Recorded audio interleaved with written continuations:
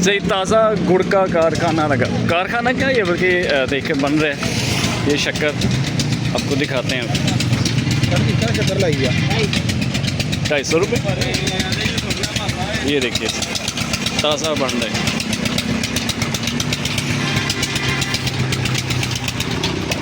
रो भी मिल जाती है अगर लैनी हो तो। सही,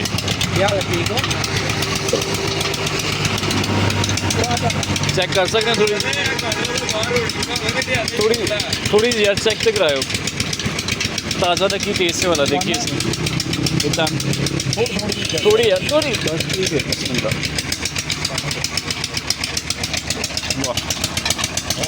फ़र्क है ताज़ा जो की रेट है। ये देखें जी, ये लगा हुआ सारा करने यहाँ पर। ये शायद किसी वक्त में पेट्रोल पंप हुआ करता था, लेकिन आजकल ये सारा शुगर कैन एजेंसी बनी हुई है। अच्छा, ये एक अलग गुड़ है, इसका टेस्ट चेक कर सकते हैं भाईजान। ये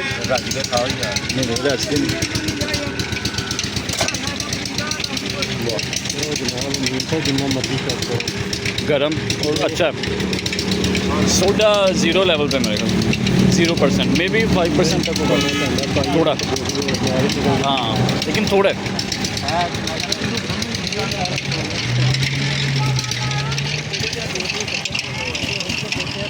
ये देखिए यहाँ पर भी बन रहा है ताज़ा।